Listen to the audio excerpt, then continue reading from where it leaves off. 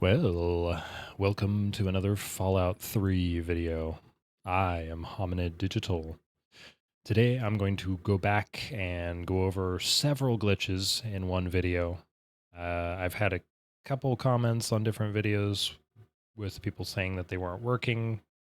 We ended up figuring them out, but I thought I'd go back over the glitches again and show that they are in fact still working. For those who are feeling a little bit of nostalgia or possibly exploring for the first time the world of Fallout 3, here are some excellent glitches that will get you well on the way to breaking the game and absolutely ruining your experience of the normal Fallout. So let's get to it. So first off, we're going to start with making a new character. I would like to make the amazing John Fallout, who's clearly the epitome of everything Fallout. His light blue glowing skin clearly highlights his time in the radioactive world of Fallout.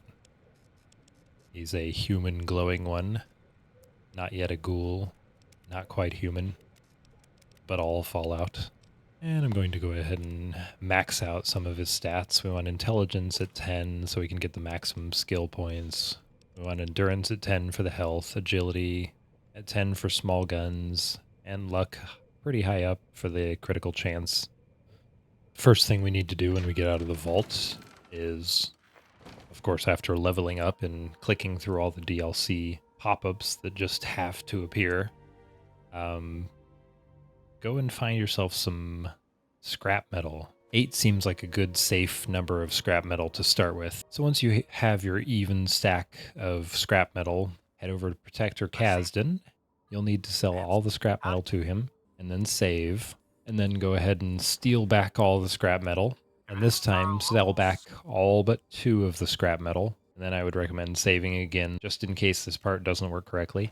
Then steal all the scrap metal again, so that he now has no scrap metal left over. Now what you're going to want to do is get caught stealing. I try to steal his rifle, because that seems like the most likely thing for him to notice. And then he's going to take back the scrap metal that you stole, and then he's going to take the entire pile of scrap metal again. And you'll end up with a negative number of scrap metal. It won't show up in your inventory, but when you try to use his mission or Walter's mission in Megaton, you will be able to keep selling them scrap metal, which is where this glitch comes into play. So first I get a few stim packs from Protector Kasdan, and then when I'm done with him, I will head over to Megaton and talk to Walter so that I can level up. Once you've repaired all the pipes for Walter, then you can start the scrap metal quest. And then it's infinite caps and infinite karma from there. You just have to keep selling as much as you want. And thankfully it's an easy click through. You just have to press A over and over and over again, unless you want to use all the scrap metal I have, because you can either do 5 at a time. I think there might even be a 10 at a time if you have 10. So it just depends on what you're doing. But do that as many times as you like for as much XP and karma as you like until you've reached whatever level you want to, all the way up to level 30. This is why I would recommend having a lot more scrap metal if you're going to do all the way to 30, because it will take quite a while. So now, once you're done with Walter, you have all the XP and money and karma you could need. So my next stop will be the Citadel, and we're going to break into the Citadel by coming to this bridge over here and going up onto this pile and just climbing it until you get through, because it doesn't actually have a barrier if you reach a certain height. It'll just let you fall through. Going into the Citadel is a risk if you don't want the plot spoiled, so don't do this part if you don't want the story spoiled for you. If you go to the next part, you won't need to worry about power armor training anyway. So head all the way across this open flat area and look for the inside of this door, and then enter the door. Come inside and talk to Gunny, who will mention who you need to talk to about power armor training. Then go find the Elder. If you do it at the right time of the day, he's still in the courtyard, so you can make this nice and quick. rather than having to go look for him. Ask him to let you get power armor training, and then go back to Gunny and get the power armor training. If you happen to have some power armor in your inventory, you can go ahead and put that on and use it now. And if you want an extra strong companion, head inside the Citadel and look for Star Paladin Cross. She is easily one of the strongest companions you can get, so she's well worth it. Our next stop will be to investigate the Outcast Signal, which is one of your quests from the DLC for Operation Anchorage. So head to that spot and help out the outcasts and come down here. You'll find this locked door. You need to unlock it, so make sure you have some lock-picking skill. Grab the body of Gary 23, one of the clones from Vault 108. You're going to take him over to the simulation pod and place him so that you can see his body. All you have to do is place him so that you can see his body. Whatever position you want to put him in, however compromising of a position, you can do whatever. Just make sure he's facing in such a way that you can look down at him when you're exiting the simulation. So just save right before, so when you sit in there, you can see if you can look down at him. So I can see him right there. That means I will be able to select him, go into the simulation, and when you've finished the first part of the mission, you're going to take one of the weapon packages, go talk to the quartermaster and get the weapon package, and then drop it on the ground, go back into the command tent, and grab the next weapon package until you have done this with all of them. And now you have every weapon available to you. Next on the list of glitches is the ammo glitch. So you're going to go back into the quartermaster's tent and drop all of your ammo on the ground, and then click on the ammo dispenser, which will refill your ammo each time. And you're just going to keep going back and forth, dropping the ammo on the ground, refilling it, dropping it on the ground.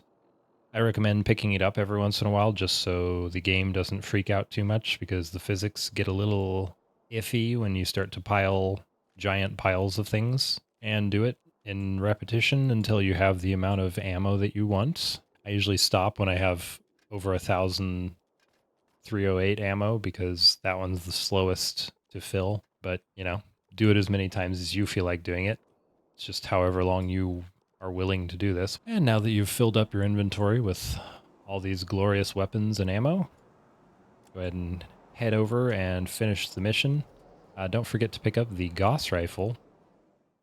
If you don't have good speech, just save before you ask the quartermaster for something with more punch. And for the last glitch before we do the exiting simulation glitch with Gary 23, you're going to want to aim for General Jingwei's sword. The reason you want to do this is because you can actually knock the weapon out of his hand. So when you shoot it out of his hand, you're just going to have to be extra quick to pick it up, because he will immediately run over and try to grab it. So maybe distract him with a little cheeky headshot and then run over, grab the sword, and then exit the simulation.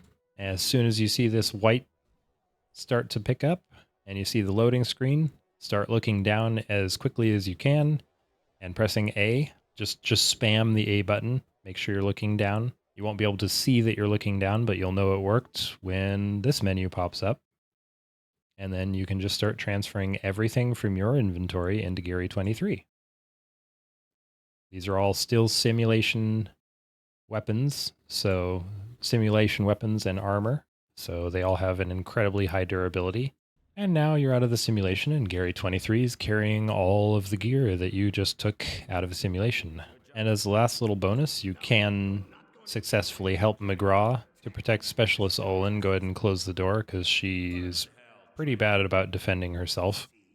And Sibley's, McGraw's not great at it either, but if you take out the two heaviest guns first, which is Sibley and the Outcast carrying the laser minigun, then he should be fine, and he'll survive through this. And there you go. You've got all the gear from doing the simulation, and you've got all the gear that's within the vault.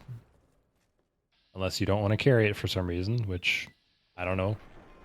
If you're a Fallout person, then you probably want to carry everything. McGraw and Olin will still be rude to you, but when you talk to them, they'll be super grateful. So, enjoy. Well, we are coming to the end of the video here. Yeah, I'll be doing more of these videos in the future, as I said, and or maybe I'll do like 1 or 2 more videos. I don't think there's a whole lot of glitches to show off. None of them are quite as game breaking as a couple of the ones I showed in here, but there's still some fun little exploits to do and help you along with the right tools at your disposal so that you may break the easily broken early Bethesda titles. So, until next time, be good to yourself, be good to each other, and have a good day. Bye bye.